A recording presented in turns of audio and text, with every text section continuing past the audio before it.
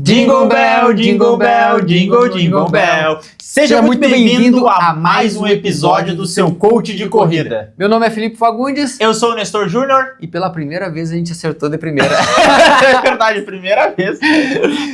Tirando as brincadeiras, hoje é mais um episódio onde a gente vem explicar e principalmente, responder às dúvidas que os ouvintes, seja aqui dos nossos episódios, seja o pessoal que nos acompanha lá nas nossas redes sociais, seja você que deixou aí num comentário, que terão comentários respondidos aqui. Exatamente. Então, eu sou o Felipe Fagundes, Nestor Júnior, e o nosso bate-papo é aqui com o seu coach de corrida. E Nestor, pra gente já começar... Edição especial de Natal, inclusive.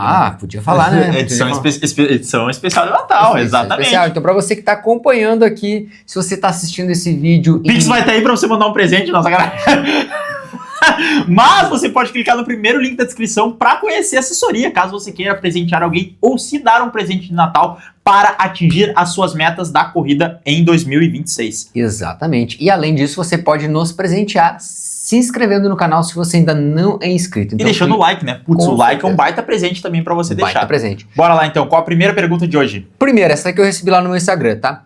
Quando está desmotivado para treinar, qual a tua estratégia? Cara, bastante perguntas de motivação e desmotivação, né? Eu acho que até pelo próprio período do ano, vai chegando dezembro, chegando festas, já vem cansado, assim, de toda a rotina do ano. E olha, eu acho que o principal ponto que me motiva a me manter treinando é os resultados que eu quero atingir no próximo ano. Que eu sei que se eu não me mantiver treinando, eles serão mais difíceis de serem alcançados ou eu vou demorar mais tempo para alcançar. Então, se eu parar de treinar por algum motivo agora em dezembro, eu sei que em janeiro eu vou ter que recuperar o tempo perdido de dezembro para depois começar a ter ganhos. Enquanto que se eu me mantiver treinando, mesmo que com menos intensidade, menos volume, o meu janeiro, ele entra mais fácil e eu já consigo progredir mais. Então, o principal ponto é realmente pensar quais as metas que eu tenho para o próximo ano, por que eu treino. Então, eu sei também que se eu não treinar, fica bagunçado a minha rotina, a questão mental. Então, o treinamento é basicamente por isso, pelas metas que eu quero alcançar e também pelos ganhos que eu tenho quando eu estou treinando. Perfeito, Nestor. Eu gosto muito dessa linha de ter uma meta. Sempre tu ter uma meta é algo positivo, mas o que acontece? Eu vejo que muitas pessoas se desmotivam quando não atingem a meta. Então, coloquei uma meta, eu quero correr este ano um 10 km sub 40 minutos. Pô, não consegui correr. Eu vou dar um exemplo, a pessoa não conseguiu correr, aí ela se desmotiva.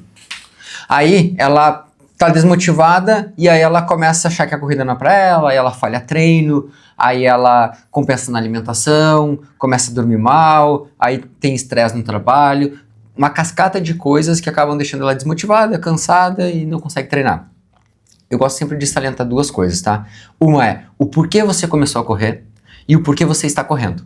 Então, o porquê você começou a correr lá atrás foi um motivo importante.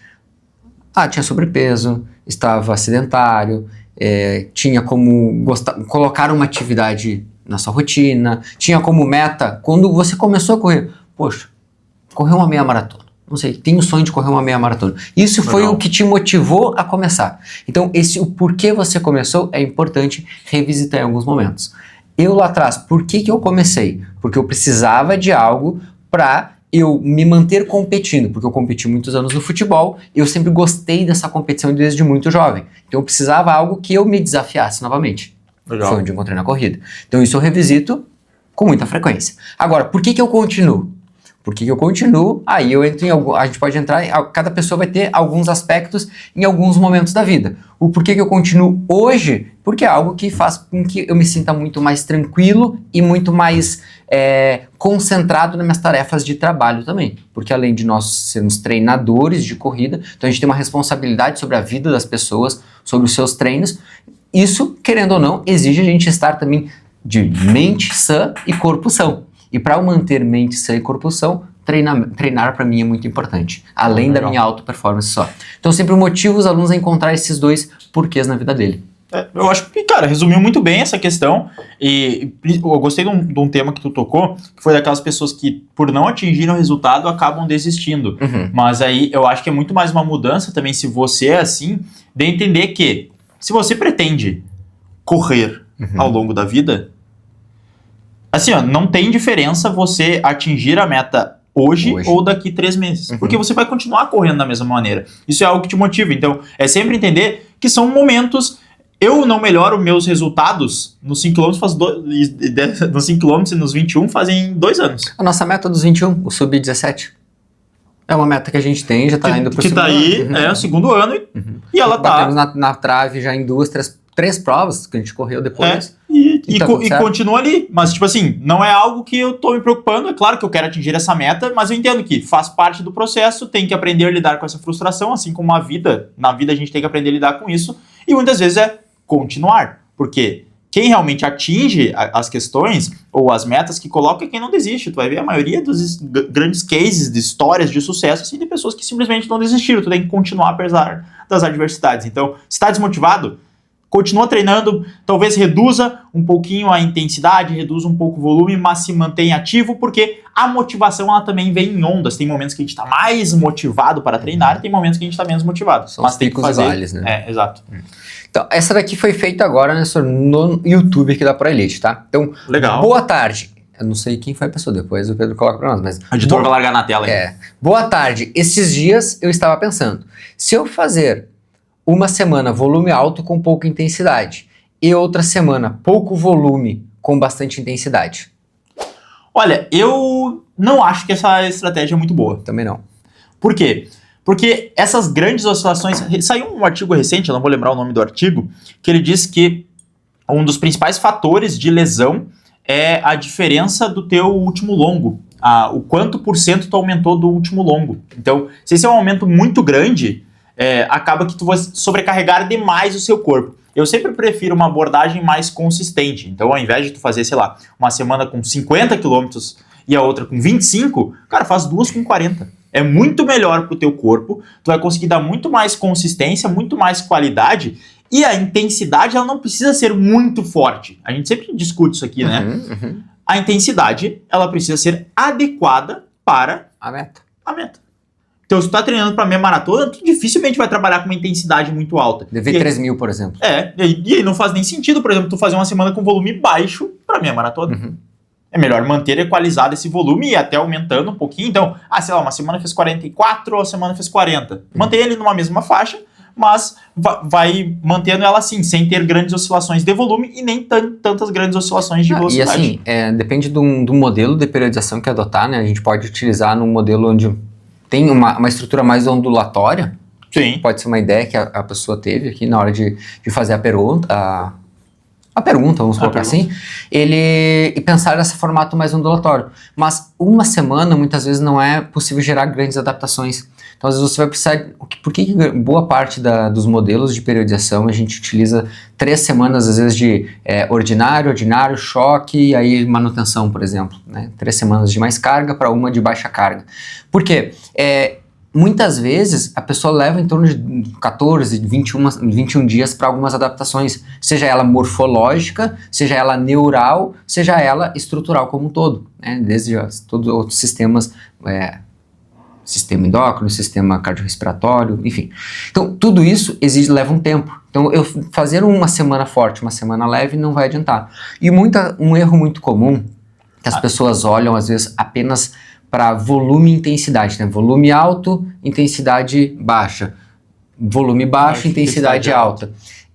Isso às vezes acaba sendo um erro, porque quando a gente monta uma sessão de treino, tanto quando a gente olha para a sessão, para o microciclo, que é a semana, para o mesociclo, que é o mês, a gente pensa em carga. E carga, ela interfere, seja intensidade, volume, densidade de treino. E essa densidade, ela vai ter influência tanto na sessão, quanto o intervalo entre as sessões. Então, às vezes, quando o treinador coloca lá 4 treinos para ti na semana, e ele dá um intervalo ali, às vezes, de 48, 72 horas entre um treino e outro, às vezes um treino de muito volume é importante para, às vezes, dar menos densidade naquele treinamento. Enquanto, às vezes, ele diminui esse intervalo, a ideia dele é aumentar a densidade daquela semana, daquele mesociclo. Então, isso é importante.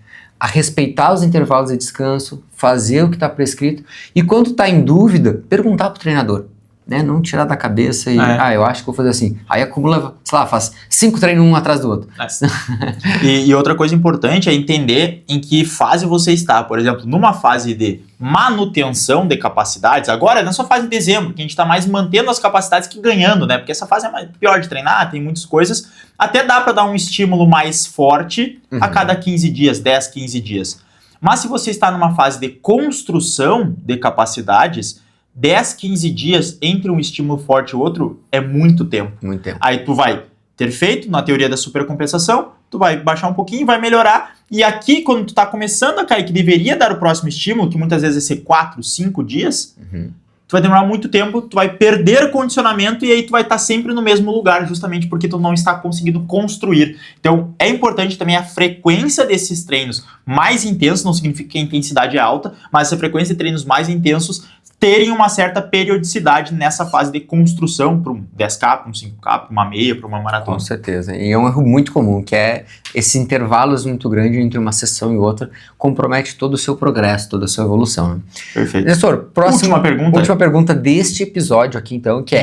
Mas antes, perguntar, você já deixou o like no vídeo? Se não deixou, tá perdendo tempo. Exato. E não só perdendo tempo, como perdendo de evoluir na sua corrida. E digo mais, se você... Cientificamente comprovado que quem deixa like nos vídeos da Pro Elite tem um ganho de 17,5% de velocidade. Na velocidade do pace, ele baixa no pace dele. Só que um detalhe importante, tá? Se alguma dessas perguntas te interessou e você sabe que vai interessar algum amigo, também compartilha com ele. Ajuda nós aqui na Pro Elite. E o próximo tema agora é sobre maratona, principalmente para quem vai estrear na maratona. Boa, hein? Boa, hein? Boa. Eu ainda não vou estrear em 2026, eu é só 2027. 27? Então tá, já deixa anotado aí, tá? Cobre na sua. Se você tá assistindo 2027, cobre aí. O editor vai estrear em 2026. 26? Aham. É? Aonde é que vai ser? Porto Alegre, na Maratona Internacional. Internacional e Porto Alegre, ó. Vocês vão poder ver o editor lá. É, vamos lá. Então, uma dica pra quem vai estrear na maratona em 2026. Nossa, aí, ó! Foi o editor que mandou pra ele. Que mandou, né? Essa daqui foi no meu Instagram, mas não foi o Pedro. Foi ele que separou, ele separou a pergunta pra isso. Acho que a gente vai fazer melhor. Não, a gente não vai dar só uma dica, vamos dar algumas dicas pra 4, pelo menos. Tá, 4, pelo menos. Beleza, então. Tá. Primeira delas. Eu puxo a primeira, tá? Você vai estrear na maratona em 2026. A primeira dica que eu te trago é que você já tenha feito pelo menos de 3 a 5 ciclos de meia maratona. 6. Boa! Aí, ó, começou bem, ó. Começamos bem. Por quê? Porque você fazer uma maratona, você pode chegar lá, pular dos 10 pros 42? Pode. Não é uma regra. Mas eu quero que você tenha a melhor experiência na sua primeira maratona. Para que você tenha uma melhor experiência, hoje, isso e aquela coisa assim, ó, isso não está escrito em livro, isso não está uma coisa assim que está metodicamente escrito com uma metodologia muito bem robusta. Mas o que a gente enxerga na nossa prática, né, Nestor? No nosso dia a dia, no nosso cotidiano com o treinador, já fizeram, né? Que aquele aluno que fez de 3 a 5 ciclos de meia maratona, ele chega com mais qualidade, com mais segurança e, consequentemente, o resultado é mais satisfatório. Perfeito, perfeito. Acho que nem tenho o que colocar, até porque ele vai entendendo melhor como é que funciona o ritmo dele, já passou por diferentes preparações, entende que cada preparação é uma preparação única, que muitas vezes tem preparações que são muito boas, outras muito... E tem casca de treino, né? E tem casca de treino para aguentar um longão mais ritmado, para aguentar mais tempo correndo, então eu acho bem interessante. A segunda dica é: o seu fortalecimento precisa estar alinhadíssimo, porque a maratona é uma prova que... Editor, como é que tá o fortalecimento? Tá bom. Não senti muita firmeza, mas tá ok. Eu digo pra pessoa, se ela não tá fortalecendo e ela quer fortalecer, o que ela faz? Só clicar no link da descrição para conhecer o fortalecimento inteligente. Como você fortalece do jeito certo para a corrida. E por que isso é tão importante? Porque a maratona, além de ser uma prova que vai exigir do seu metabolismo, da sua energia, ela também vai exigir muito dos músculos, porque você vai passar algumas horas correndo. Se você for muito bom, você vai passar no mínimo 2 horas. No mínimo 2 horas. Mas a grande maioria das pessoas vai passar acima de 3 horas correndo. E aí, 3 horas correndo para o seu corpo, se você está com os músculos e tendões fracos, vai ser problema, vai chegar no quilômetro 30, ali 30 e poucos, e vai quebrar. Então, o trabalho de fortalecimento é algo muito importante para os seus músculos chegarem preparados para conseguir aguentar tanto o ciclo de treino como a própria maratona no dia. Perfeito. Terceira dica aqui, tá? Você que está querendo fazer uma maratona em 2026, comece já entendendo que você não é um cactus. Que você precisa de água. E não só água, você precisa de eletrólitos. Se você, assim, eu gosto de sofrer no treino, eu gosto de treinar minha resistência, então eu tomo pouca água no treino para que eu ganhe mais resistência. Tá errado. Uma maratona você não faz assim. Quem sabe até uma meia maratona, aquele cara que faz para 1h30, 1h40, sofre depois da 1 hora, mas completa. A maratona eu vou te dizer o seguinte, se você passar essa 1h40, 2 horas quebrado, você não chega nas 4 horas. Você não chega nas 3h30, sei lá. Você vai passar meia, muitas vezes já tá passando a meia quebrado, né? Tem que passar a meia inteiro, como se estivesse começando a prova. E como que você faz isso? Como que você vai fazer isso? Estando bem hidratado. Hidratação, ela é um dos pilares para você chegar sempre muito bem recuperado, seja nos treinos, seja na prova. E a hidratação que você vai ter na prova é o que você treinou. Então, os eletrólitos, sódio, potássio, magnésio e cálcio são os 4 principais que vão atuar tanto na sua recuperação quanto na contração muscular e até mesmo na qualidade dos seus treinos. E eu digo na recuperação porque todo treino que você fizer de 20, 30 quilômetros, estar hidratado pós, fazer essa reposição, a recuperação é muito melhor e muito mais agradável. Então, dá atenção a esse detalhe, que é a hidratação e reposição de eletrólitos. O pré, o durante e o pós, tudo é muito importante, Tudo né? é muito Principalmente se você vai fazer ciclos de maratona ou na preparação em épocas que tá mais quente, né? Mais calor. Imagina. E não tem, vai pegar. Aqui, ó, maio, tá? Pedro vai em maio. Começa o ciclo, mais tardar fevereiro. Já fevereiro, até março é calor ainda, então tem, pelo menos, abril ainda tem, pelo menos aqui, né? Estamos falando, a gente mora aqui em Santa Maria, Rio Grande do Sul. Então, cara, até abril ali também tem alguns picos de calor, então vai ser uma preparação que vai exigir essa hidratação. Mas a minha última dica é que talvez você vai precisar aumentar a quantidade de treinos que você faz na semana. Se você treina 3 vezes na semana, aqui a gente sempre fala, é no mínimo 4 vezes na semana para se preparar para uma maratona. Porque menos que isso você vai conseguir colocar muito pouco volume de treino. Ou vai ter que ficar muito volume concentrado, né? O que é ruim, tanto para recuperação quanto para questão muscular. Então precisa ter esse volume um pouco maior. Se você treina 4 vezes, talvez considere ter 5 vezes na semana. Então, enfim, isso é muito individual, você conversa com o seu treinador. Se você não tem um treinador ainda para te preparar para essa maratona em 2026... Estamos aí para isso. Então aí, clica no link e dá o próximo passo. Mas se não, aumentar o volume de treino vai te ajudar a chegar melhor preparado na maratona, porque, querendo ou não, o volume de treino para a maratona, principalmente, é um dos principais fatores, assim, que leva a ter um desempenho melhor. E, aliado a este volume, saiba que você também vai precisar descansar mais. Com certeza. Então, um ciclo de maratona, ele acaba sendo exigente, a maratona no dia é exigente, mas o ciclo ele é muito mais. Porque a gente vai estar com volumes maiores de treino, tu vai estar rodando ali 30 km no final de semana, e se tu não descansa, digamos, fez o longão no sábado, não descansa de sábado para domingo, tu já começa a semana cansado. Com isso. E aí tu não consegue dar mais qualidade nos treinos, aí tu vai acumulando cansaço, estresse, cortisol alto, e aí isso pode gerar alguns problemas, tanto físicos quanto psicológicos. Então, além de considerar esse aumento de volume que vai acontecer naturalmente, também tem que dar essa atenção especial ao descanso. Excelente, excelente. Se você chegou até aqui, então, e você está finalizando esse episódio, não esquece de se inscrever no canal e principalmente dar aquele joinha que é muito importante. Sabe o que seria legal? Uma palavra que o pessoal deixar nos comentários aí. Quem chegou até aqui? Natal. Boa, Natal. Natal. Se tu chegou até esse momento, deixa Natal aí nos comentários. Deixa Natal. E também se quer deixar um presente, que é se inscrever no canal e dar aquele joinha, a gente agradece. Perfeito. Nestor, fechamos? Valeu, até a próxima. Até a próxima. Feliz Natal e um bom ano novo, se a gente não se vê. Valeu!